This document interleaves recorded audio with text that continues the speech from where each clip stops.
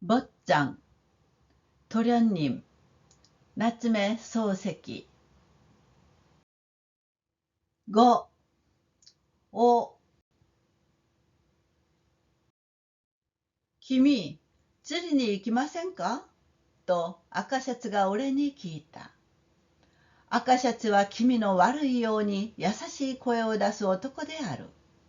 まるで男だか女だか分かりゃしない。자네, 낚시하러 안 갈래요? 하고 빨간 셔츠가 나에게 물었다. 빨간 셔츠는 징그럽게 상냥한 목소리를 내는 남자이다. 전혀 남자인지 여자인지 분간할 수 없다. 男なら男らしい声を出すもんだ。ことに大学卒業生じゃないか。物理学校でさえ俺くらいな声が出るのに文学史がこれじゃみっともない。 남자라면 남자다운 소리를 내야 하는 거다. 특히 대학 졸업생이잖아. 물리 학교에서 배워도 나만큼의 목소리가 나는데 문학사가 이래서는 꼴불견이다. 올해와 そうですなと少し進まない返事をしたら、君、釣りをしたことがありますかと失敬なことを聞く。あんまりないが、子供の時、小梅の釣り堀で船を3匹釣ったことがある。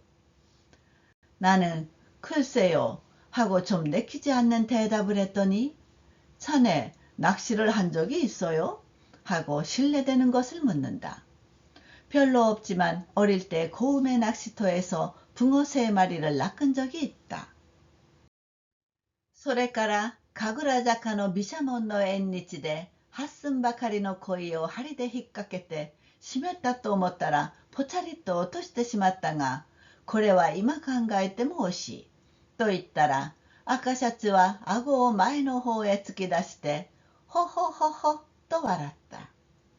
何もそう気取って笑わなくってもよさそうなものだ。그러고서 가그라자카 비샤몬의 잿날에 8시쯤 되는 잉어가 바늘에 걸려 됐다 했더니 단방 떨어뜨렸는데 이건 지금 생각해도 아깝다고 했더니 빨간 셔츠는 턱을 앞으로 내밀고 호호호호 웃었다. 일부러 그렇게 젠치하며 웃지 않아도 될 것 같다. それじゃ、まだ釣りの味はわからんですな。お望みならちと伝授しましょう。とすこぶる得意である。誰がご伝授を受けるものか。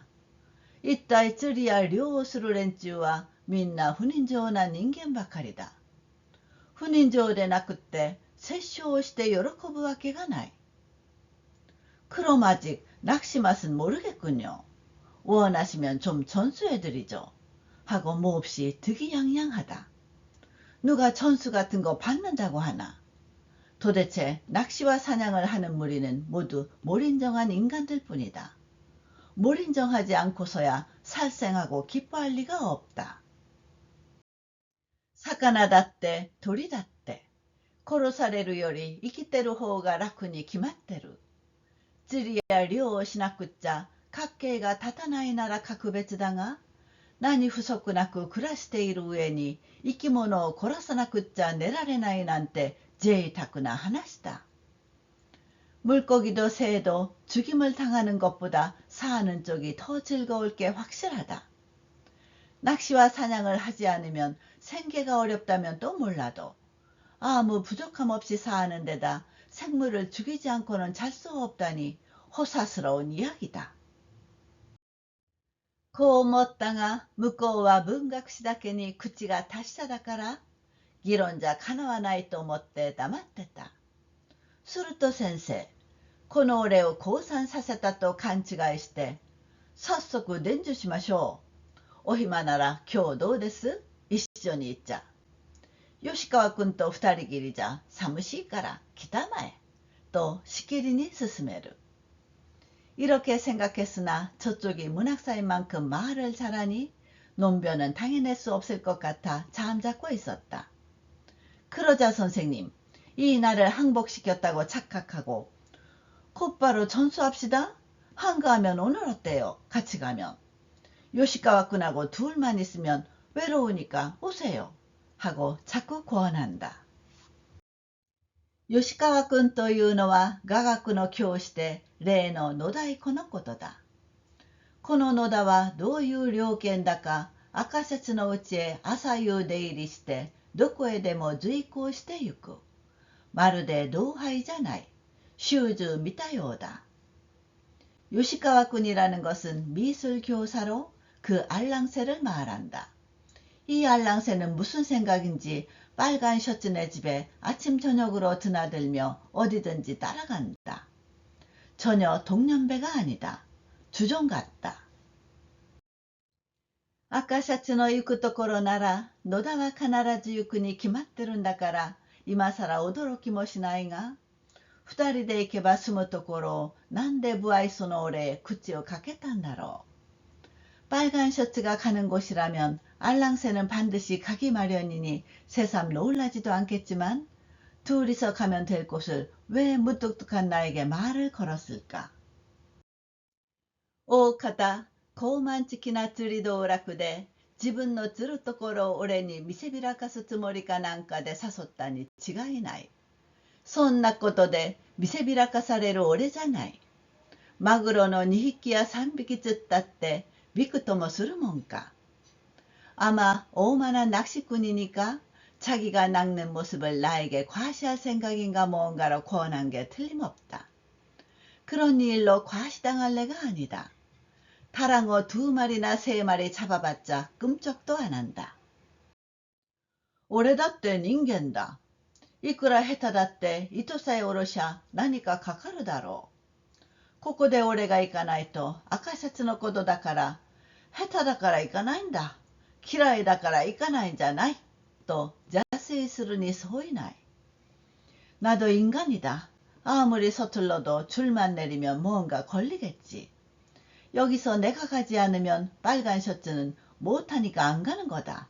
싫어서 안 가는 게 아니다. 라고 의심할 게 틀림없다. 俺はこう考えたから行きましょうと答えた。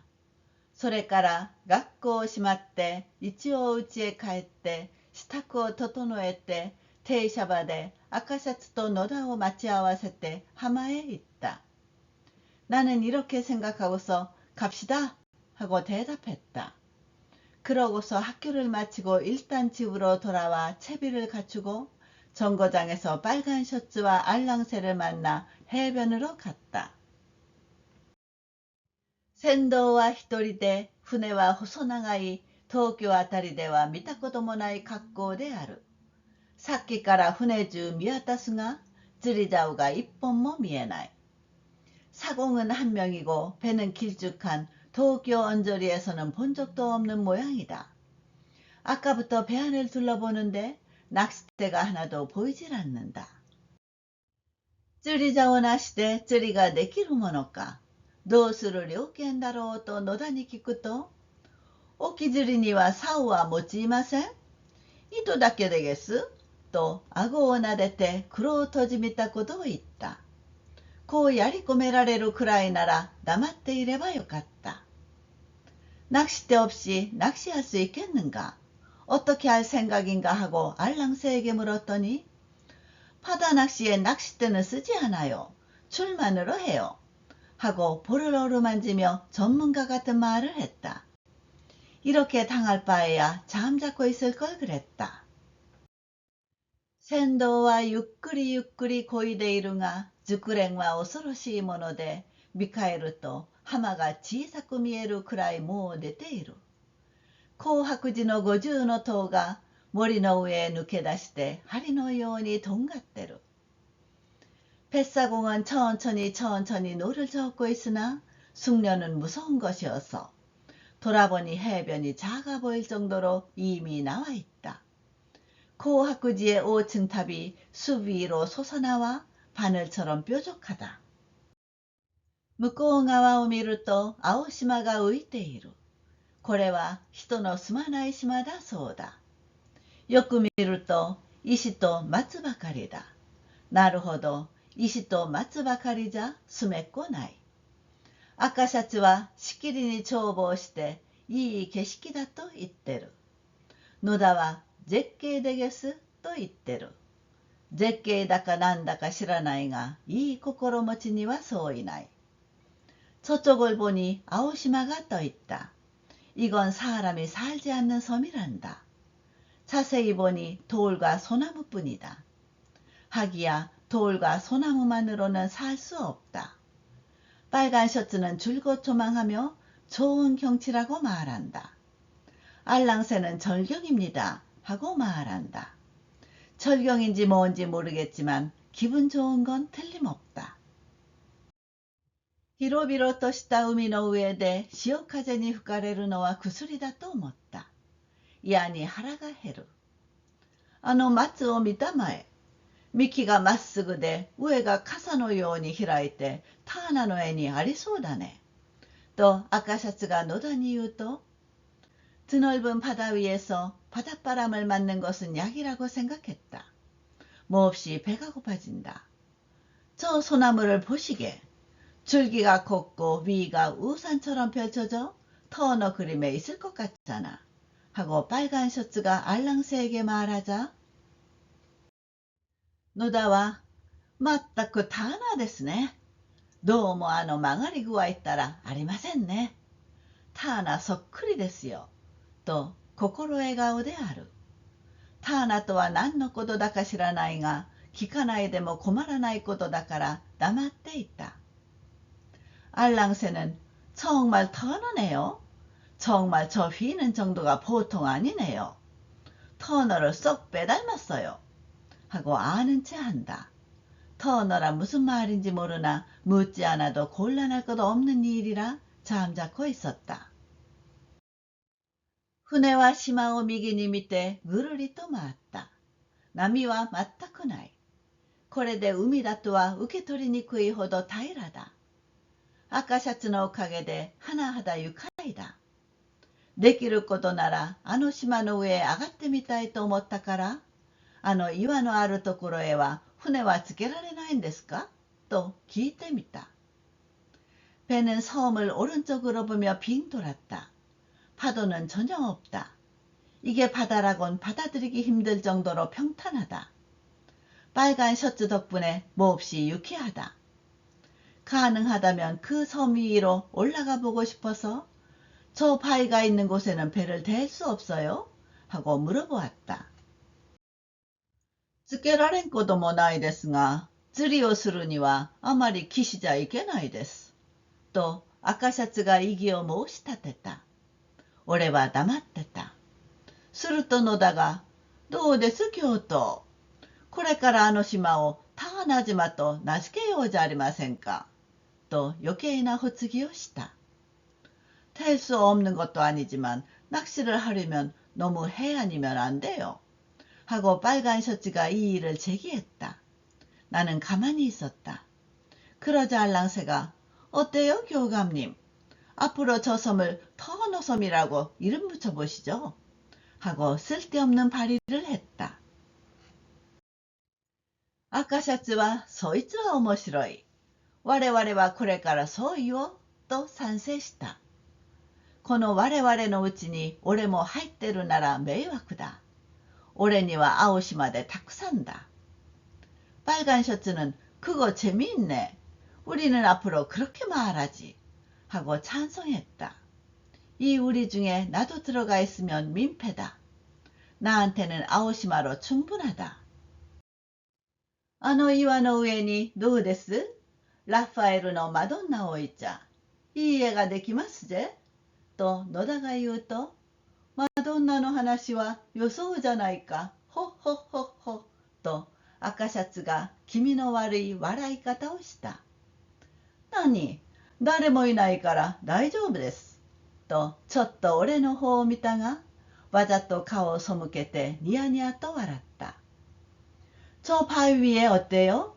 라파엘로의 마돈나를 올려놓으면 좋은 그림이 나올 거예요. 하고 알랑새가 말하자, 마돈나 이야기는 그만두지. 호호호호. 하고 빨간 셔츠가 징그럽게 웃었다.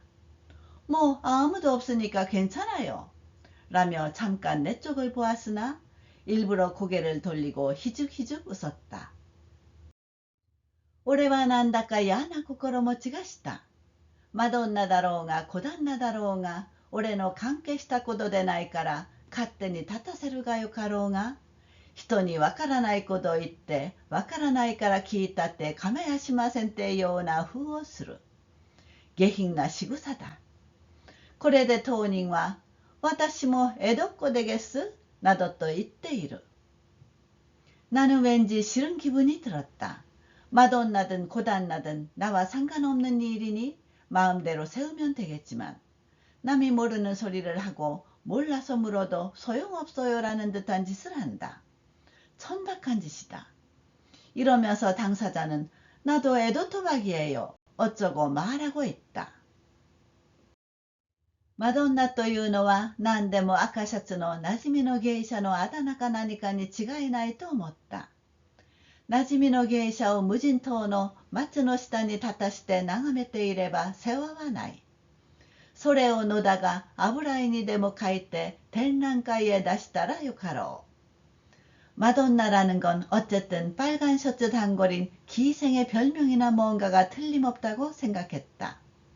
단골인 기생을 무인도 소나무 밑에 세워 바라보고 있으면 편하겠지.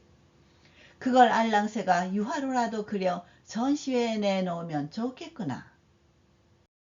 ここいらがいいだろうと船頭は船を止めて怒りを下ろした。幾広あるかねと赤シャツが聞くと、無広ぐらいだという。無広ぐらいじゃタイは難しいなと赤シャツは糸を海へ投げ込んだ。大将、太陽釣きと見える。強胆なものだ。이쯤이 좋겠다고 사공은 배를 멈추고 닻을 내렸다. 몇 길이나 될까? 하고 빨간 셔츠가 묻자 6길 정도라고 한다. 6길 정도면 도미는 어렵겠네? 라며 빨간 셔츠는 줄을 바다에 던져 넣었다. 이 양반 도미를 잡을 작정으로 보인다. 대담하다. 노다와 나니 교토のお手際じゃかかりますよ。それになぎですから。とお世辞を言いながら、これも糸を繰り出して投げ入れる。なんだか先に重りのような鉛がぶら下がってるだけだ。浮きがない。알랑새는 뭐 교감님 솜씨면 잡혀요. 게다가 잔잔하니까요. 라고 아부하면서 이쪽도 줄을 풀어내 던져넣는다. 무언가 끝에 추 같은 납덩이가 매달려 있을 뿐이다. 낚싯지가 없다. 浮きがなくって釣りをするのは寒暖計なしで熱度を測るようなものだ。俺には到底できないと見ていると、さあ、君もやりたまえ。糸はありますかと聞く。낚싯지 없이 낚시하는 것은 온도계 없이 열을 재는 것과 같다. 나는 도저히 할 수 없다고 생각하며 보고 있자니, 자, 자네도 하시게. 줄은 있나요? 하고 묻는다. 糸は余るほどあるが浮きがありません。と言ったら、浮きがなくっちゃ釣りができないのは素人ですよ。こうしてね、糸が水底へついた自分に、船べりのところで人差し指で呼吸を測るんです。줄은 남을 만큼 있으나 낚싯지가 없어요. 하고 말했더니 낚싯지가 없다고 낚시를 못하는 건 아마추어예요. 이렇게 해서요. 줄이 물바닥에 닿았을 때 뱃선에서 검지로 호흡을 재는 거예요. クーとすぐ手にこたえる。空来た。と先生、急に糸を手繰り始めるから、何かかかったと思ったら何にもかからない。絵がなくなってたばかりだ。いい기비 다. 물으면 바로 손에 감이 와요. 봐 왔어. 하고 선생님 갑자기 줄을 당기기 시작해서 뭔가 걸린 줄 알았더니 아무것도 안 걸렸다. 먹이가 없어졌을 뿐이다. 고소하다. 京都、残念なことをしましたね。今のは確かに大物に違いなかったんですが、どうも京都のお手際でさえ逃げられちゃ、今日は油断ができませんよ。しかし、逃げられてもなんですね。교감님, 아쉽게 됐네요. 지금 것은 확실히 큰 게 틀림없었는데요. 아무래도 교감님의 솜씨로조차 놓치면 오늘은 방심할 수 없어요. 하지만 놓쳐도 뭐 그렇네요. 浮きとにらめっくらをしている連中よりはマシですね。ちょうど歯止めがなくっちゃ自転車へ乗れないのと同程度ですからね。と野田は妙なことばかりしゃべる。낚시찌하고 눈싸움 놀이를 하는 무리보다는 낫네요. 마치 브레이크가 없으면 자전거를 탈 수 없는 거나 마찬가지니까요. 라고 알랑새는 묘한 말만 짓거린다. よっぽど殴りつけてやろうかと思った。俺だって人間だ。京都一人で借り切った海じゃあるまいし、広いところだ。カツオの一匹ぐらい義理にだってかかってくれるだろうと、ドボンと重りと糸を放り込んで、いい加減に指の先で操っていった。정말이지 패줄까 생각했다. 나도 인간이다. 교감 혼자 전세낸 바다가 아니다. 넓은 곳이다. 카다랑어 한 마리쯤 의리로라도 걸려줄 것이라고 텀벙하고 추아줄을 던져놓고 대충 손가락 끝으로 조종하고 있었다. しばらくするとなんだかピクピクと糸に当たるものがある。俺は考えた。こいつは魚にそういない。生きてるものでなくっちゃこうピクつくわけがない。締めた。釣れたとぐいぐい手繰り寄せた。잠시 지나자 뭔가 움찔움찔 줄에 닿는 것이 있다. 나는 생각했다. 이 녀석은 물고기가 틀림없다. 살아있는 게 아니면 이렇게 움찔거릴 리가 없다. 됐다. 잡았다며 쭉쭉 끌어당겼다. 오야, 釣れましたかね。後世恐るべしだ。と野田が冷やかすうち、糸はもう大概手繰り込んで、ただ5尺ばかりほどしか水についておらん。낚였을까요? 후생이 가외라. 라며 알랑새가 놀리는 사이 줄은 벌써 대충 걷어올려 겨우 5자 정도밖에 물에 잠겨있지 않다. 船べりから覗いてみたら、金魚のような島のある魚が糸にくっついて、右左へ漂いながら手に応じて浮き上がってくる。面白い。水際から上げるとき、ぽっちゃりと跳ねたから、俺の顔は塩水だらけになった。뱃전에서 들여다보니 금붕어 같은 줄무늬가 있는 물고기가 줄에 달라붙어 좌우로 출렁거리며 손을 따라 떠오른다. 재미있다. 수면에서 올릴 때 펄떡 뛰어서 내 얼굴은 바닷물 투성이가 되었다. ようやく捕まえて針を取ろうとするがなかなか取れない。捕まえた手はぬるぬるする。大いに気味が悪い。面倒だから糸を振って胴の前叩きつけたらすぐ死んでしまった。赤シャツと野田は驚いて見ている。 겨우 잡아서 바늘을 빼려고 하는데 좀처럼 빠지지 않는다. 잡은 손은 미끈거린다. 몹시 징그럽다. 귀찮아서 줄을 흔들어 중앙선실로 내던졌더니 이내 죽고 말았다. 빨간 셔츠와 알랑새는 놀라 보고 있다. 俺は海の中で手をジャブジャブと洗って鼻の先へあてがってみた。まだ生臭い。もうコリゴリだ。何が釣れたって魚は握りたくない。魚も握られたくなかろう。そうそう糸を巻いてしまった。나는 바닷물로 손을 첨벙첨벙 씻고 코앞에 대보았다. 아직도 비린내가 난다. 이제 지긋지긋하다. 뭐가 낚여도 물고기는 손으로 쥐고 싶지 않다. 물고기도 쥐어지기 싫을 것이다. 서둘러 줄을 감아버렸다. 一番槍はお手柄だがゴルキじゃ。と野田がまた生意気を言うと、ゴルキというとロシアの文学者見たような名だね。と赤シャツがしゃれた。맨 먼저 공을 세웠는데 고르키라니 하고 알랑새가 건방진 소리를 하자, 고르키라면 러시아 문학자 같은 이름이네 하고 빨간 셔츠가 똑똑한 채 했다. そうですね。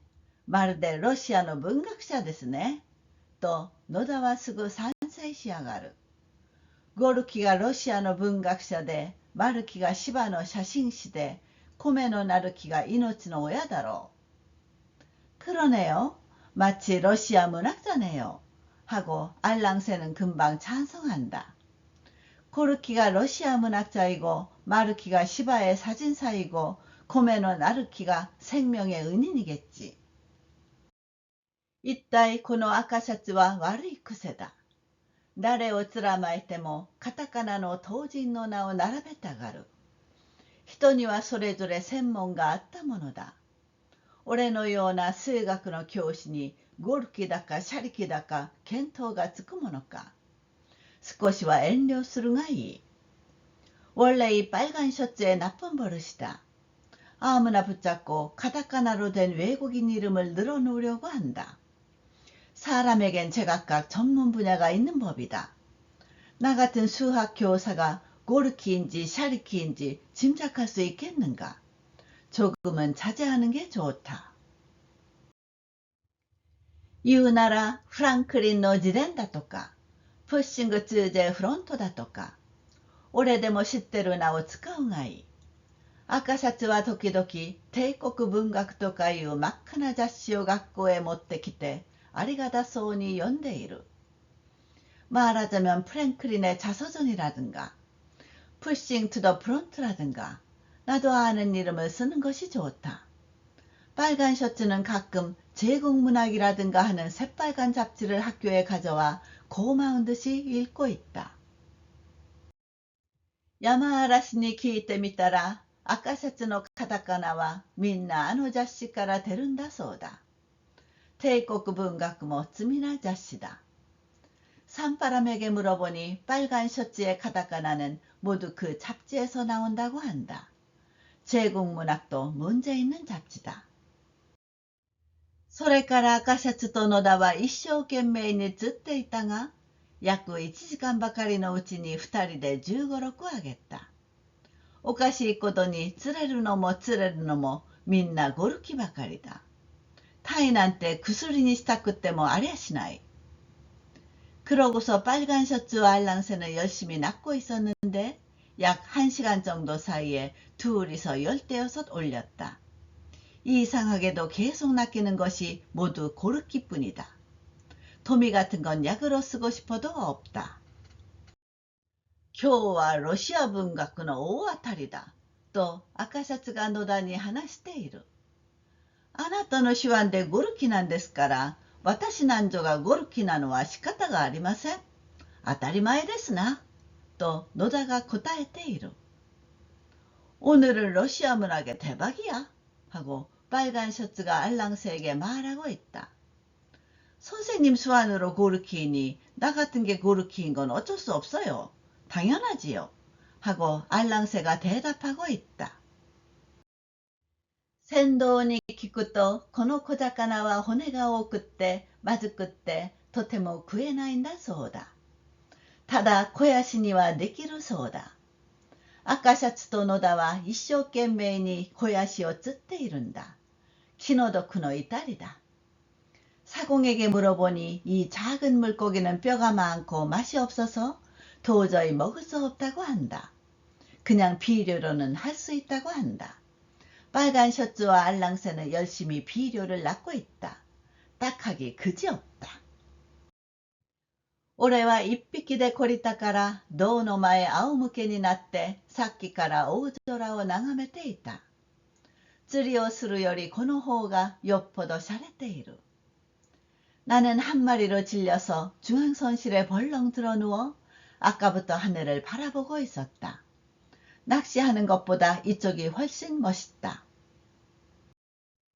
すると二人は小声で何か話し始めた。俺にはよく聞こえない。また聞きたくもない。俺は空を見ながら清のことを考えている。그러자 두 사람은 작은 소리로 무언가 이야기하기 시작했다. 내게는 잘 들리지도 않고 또 듣고 싶지도 않다.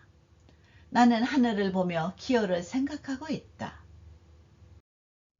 鐘があって、気を連れて、こんなきれいなところへ遊びに来たらさぞ愉快だろう。いくら景色がよくっても野田などと一緒じゃつまらない。清はしわくちゃだらけのばあさんだが、どんなところへ連れて出たって恥ずかしい心持ちはしない. 돈이 있어서 기어를 데리고 이런 예쁜 곳에 놀러 오면 필시 유쾌할 것이다. 아무리 경치가 좋아도 알랑새 따위와 함께여서는 재미없다. 기어는 주름살 투성이인 할머니지만 어떤 곳에 데리고 나가도 부끄러운 마음은 들지 않는다. 노다노 요나노와 마샤니 노로옹아船に 노로옹아 료운가꾸에 노로옹아 도대 요리쓰겠다 모노잖아이.俺が京都で赤シャツが俺だったら、やっぱり俺にへけつけおせちを使って赤シャツを冷やかすに違いない。알랑새 같은 건 마차를 타든 배를 타든 누군가게 오르든 도저히 가까이 할 수 있는 게 아니다. 내가 교감이고 빨간 셔츠가 나였다면 역시 나에게 아첨하며 간사한 말로 빨간 셔츠를 놀릴 것이 틀림없다. 江戸っ子は軽薄だというが、なるほど、こんなものが田舎回りをして、私は江戸っ子でげすと繰り返していたら、軽薄は江戸っ子で、江戸っ子は軽薄のことだと田舎者が思うに決まってる。江戸토박이는 경박하다고 하는데, 과연 이런 것들이 시골을 돌아다니며 나는 에도 토박입니다 하고 반복하고 있으면 경박은 에도 토박이이고 에도 토박이는 경박한 걸 말한다고 시골 사람들이 생각할 게 뻔하다. こんなことを考えているとなんだか二人がクスクス笑い出した。笑い声の間に何か言うが途切れ途切れでとんと要領を得ない。 이런 생각을 하고 있자니 왠지 두 사람이 낄낄 웃기 시작했다. 웃음소리 사이로 무슨 말을 하는데 뚝뚝 끊어져서 도무지 요령부득이다. 에? どうだか。全くです。知らないんですから。罪ですね。まさか。バッタを。本当ですよ。ん? 글쎄. 정말 그래요. 모르니까요. 문제네요. 설마? 메뚜기를 정말이에요. 俺は他の言葉には耳を傾けなかったが、バッタという野田の言葉を聞いたときは思わずキッとなった。野田は何のためかバッタという言葉だけことさら力を入れて明瞭に俺の耳に入るようにして、その後をわざとぼかしてしまった。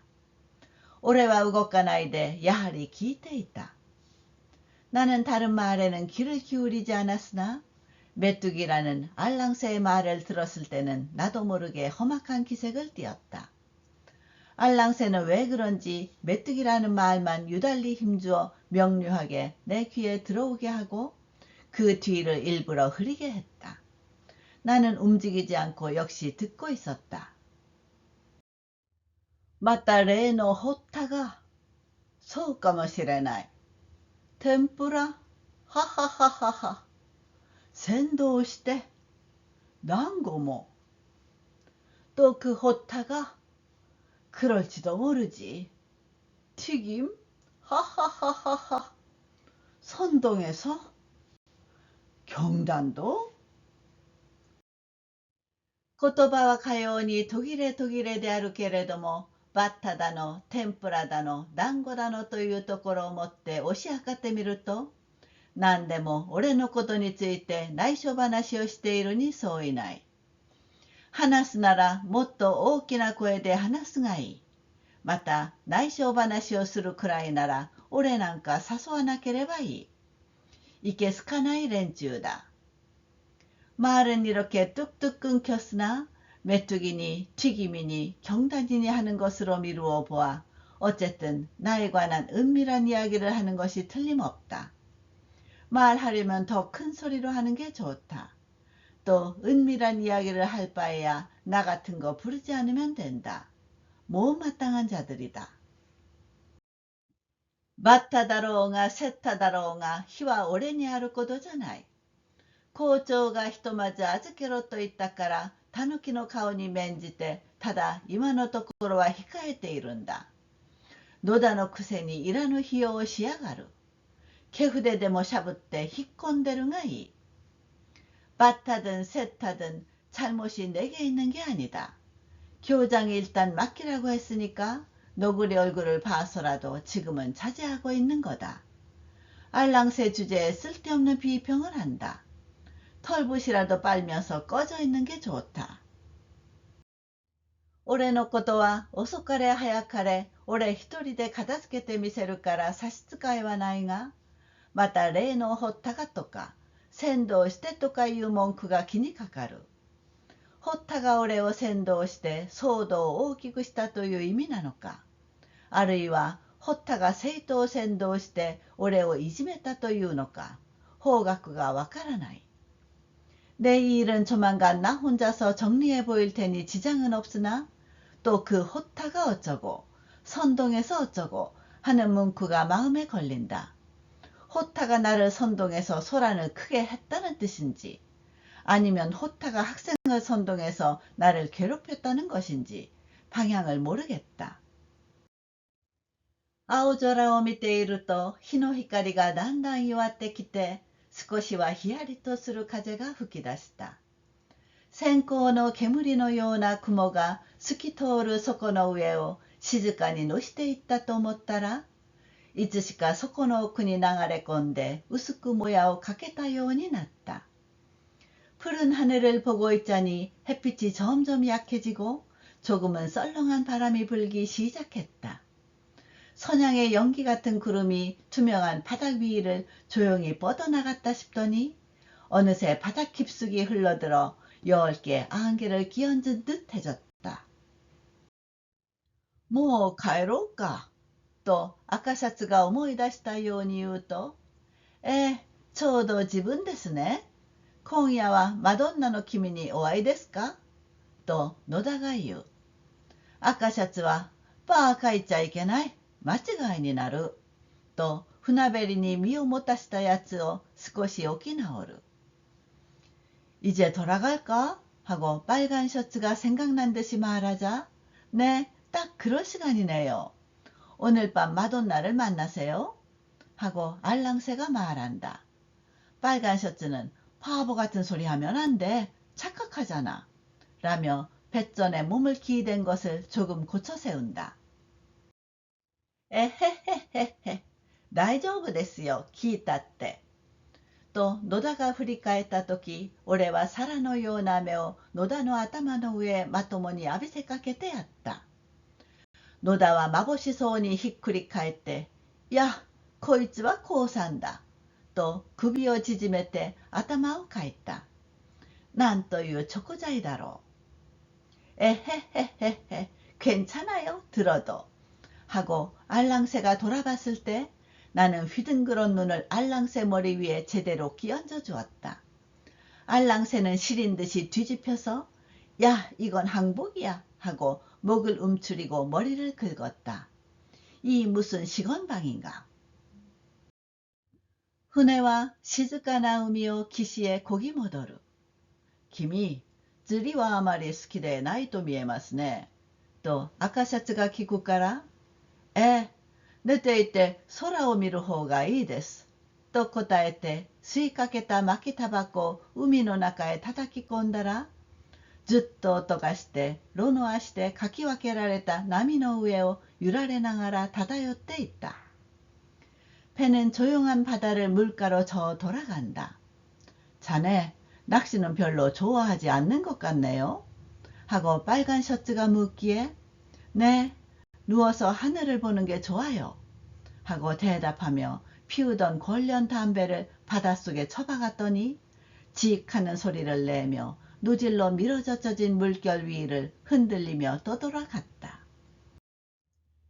君が来たんで生徒も大いに喜んでいるから奮発してやってくれたまえ。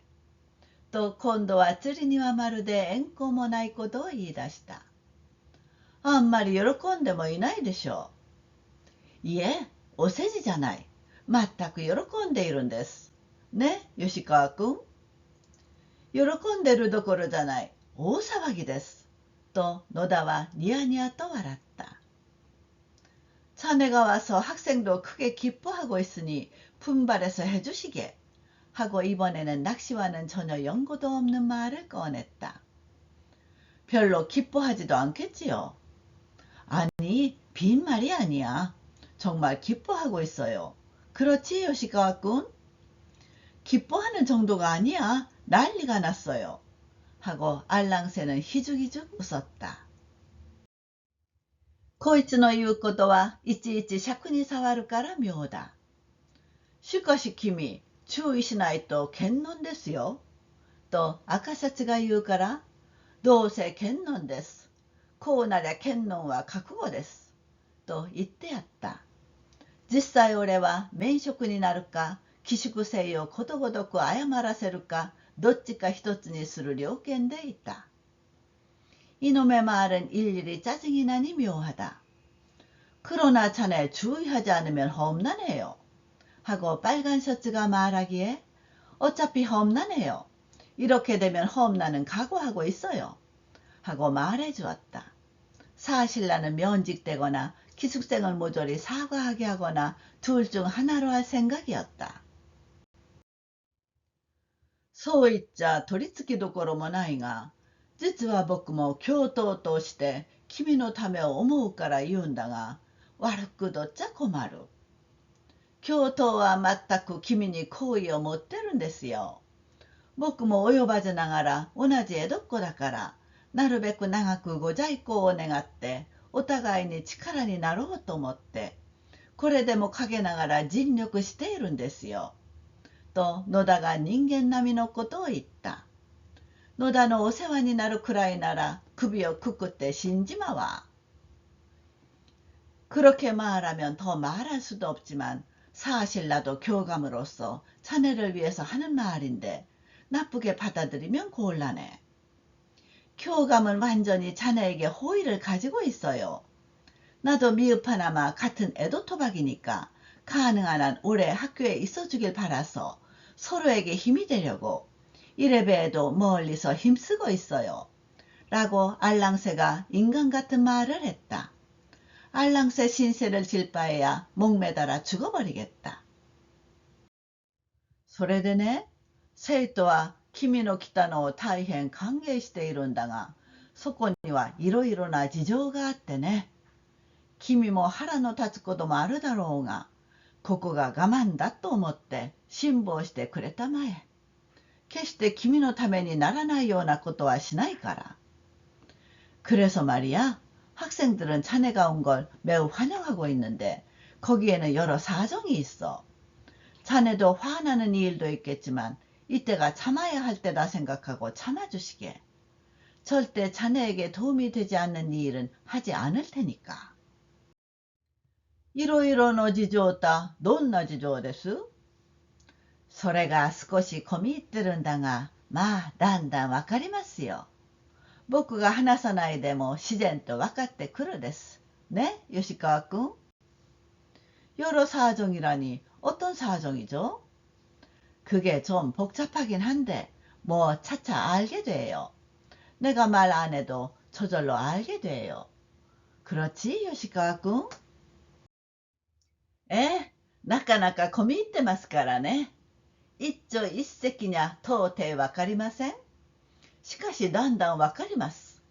僕が話さないでも自然とわかってくるです。と野田は赤シャツと同じようなことを言う。そんな面倒な事情なら聞かなくてもいいんですが、あなたの方から話し出したから伺うんです。ね、꽤 복잡하니까요. 하루아침엔 도저히 몰라요. 하지만 점점 알게 돼요. 내가 말하지 않아도 저절로 알게 돼요. 하고 알랑새는 빨간 셔츠와 똑같은 말을 한다.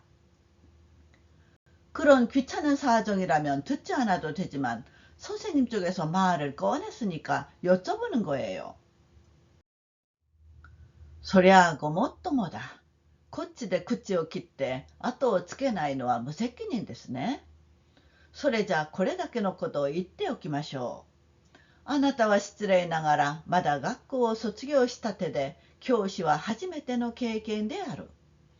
ところが学校というものはなかなか情実のあるもので、そう諸生流に淡白には行かないですからね。淡白に行かなければどんな風に行くんです？그건 그렇겠지. 이쪽에서 말을 꺼내고 뒤를 잇지 않는 건 무책임하지요. 그럼 이것만을 말해두죠. 당신은 실례지만 아직 학교를 막 졸업해서 교사는 처음 하는 경험이야. 그런데 학교라는 건 꽤 정실이 있는 것이고 그렇게 서생식으로 담백하게는 가지 않으니까요. 담백하게 안 가면 어떤 식으로 가죠?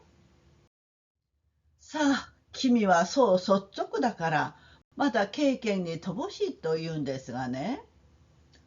どうせ経験には乏しいはずです。履歴書にも書いときましたが、23年4ヶ月ですから。さあ、そこで思わぬあたりから乗じられることがあるんです。글쎄, 자네는 그렇게 솔직하니까 아직 경험이 부족하다고 하는 건데. 어차피 경험은 부족할 거예요.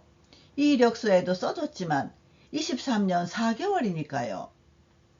자, 그래서 생각지도 못한 곳에서 이용당하게 될 때가 있어요.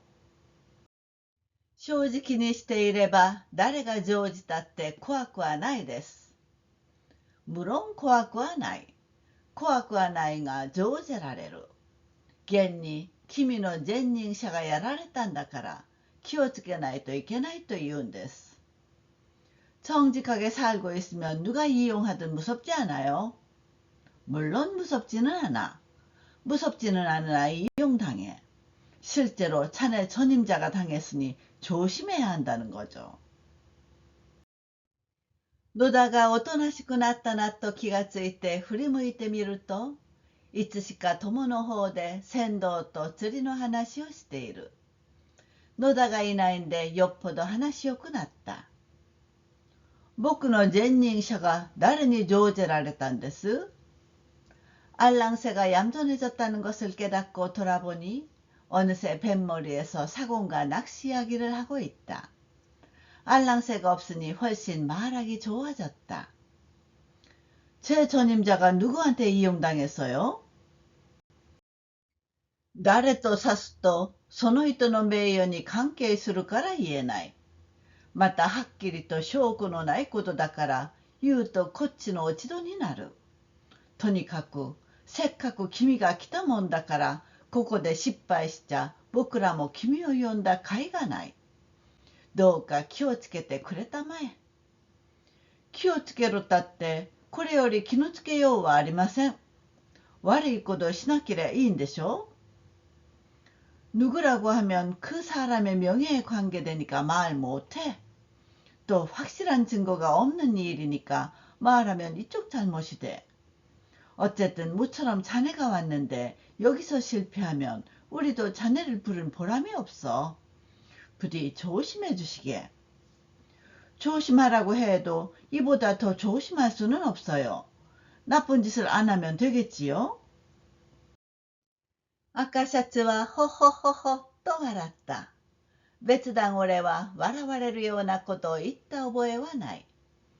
今日ただいまに至るまでこれでいいと固く信じている。考えてみると世間の大部分の人は悪くなることを奨励しているように思う。빨간 셔츠는 허허허허 웃었다. 특별히 나는 비웃음을 살 만한 말을 한 기억은 없다.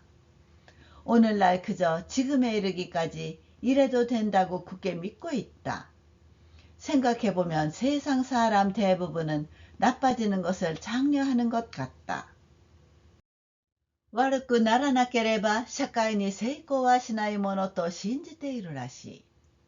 たまに正直な純粋な人を見ると、坊ちゃんだの小僧だのと難癖をつけて軽蔑する。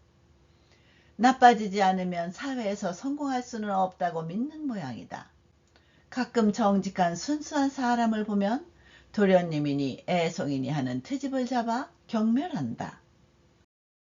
それじゃ小学校や中学校で嘘をつくな、正直にしろと倫理の先生が教えない方がいい。いっそ思い切って学校で嘘をつく方とか、人を信じない術とか、人を乗せる策を享受する方が世のためにも当人のためにもなるだろう。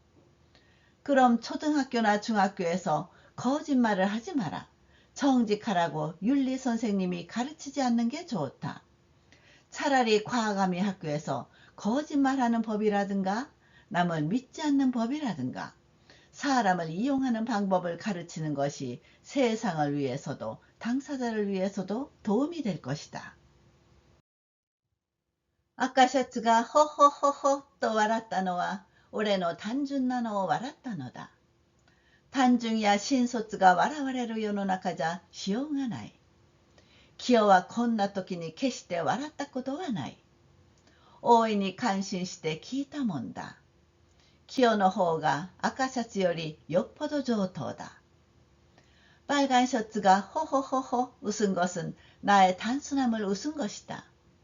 단순함이나 진솔함을 비웃는 세상에서는 어쩔 수 없다. 기호는 이럴 때 결코 웃은 적이 없다. 크게 감탄하며 들었었다. 기호 쪽이 빨간 셔츠보다 훨씬 훌륭하다. 물론 悪いことをしなければいいんですが、自分だけ悪いことをしなくっても、人の悪いのがわからなくっちゃ、やっぱりひどい目に遭うでしょ。世の中には楽々なように見えても、淡白なように見えても、親切に下宿の世話なんかしてくれても、めったに油断のできないのがありますから。물론 나쁜 짓을 안 하면 좋겠지만, 자기는 나쁜 짓을 안 해도 남의 잘못을 모르면 역시 당하겠지요. 세상에는 소탈해 보여도, 담백해 보여도, 친절하게 하숙집을 알아봐 주어도 좀처럼 방심할 수 없는 게 있거든요. だいぶ寒くなった。もう秋ですね。浜の方はもやでセピア色になった。いい景色だ。おい、吉川くん、どうだい？あの浜の景色は。と大きな声を出して野田を呼んだ。なるほど、こりゃ気絶ですね。時間があると射精するんだが、惜しいですね、このままにしておくのは。또 노다와 오인이 타닥구. 날씨가 꽤 추워졌네. 벌써 가을이네요. 해변 쪽은 안개가 껴서 젓갈색이 되었네. 경치 좋아. 이봐, 요시카군 어때? 저 해변의 경치는. 하고 큰 소리를 내어 알랑새를 불렀다. 그렇네요. 정말 기이하네요. 시간이 있으면 사생하는 건데 아쉽네요. 이대로 두는 건. 하고 알랑새는 마구 짓거린다. 미나토야の2階に日が一つついて、汽車の笛がヒューッと鳴るとき、俺の乗っていた船は磯の砂へじゃぐりとへさきを突き込んで動かなくなった。おはようおかえりと神さんが浜に立って赤シャツに挨拶する。俺は船端からやっと掛け声をして磯へ飛び降りた。미나토야의 2층에 불이 하나 켜지고 기차 기적 소리가 빵 울릴 때, 내가 타고 있던 배는 갯가 모래에 푹 뱃머리를 들이밀고 움직이지 않게 되었다. 일찍 돌아오셨네? 하고 안주인이 해변에 서서 빨간 셔츠에게 인사한다. 나는 뱃전에서 얏! 하고 소리를 지르며 갯가로 뛰어내렸다.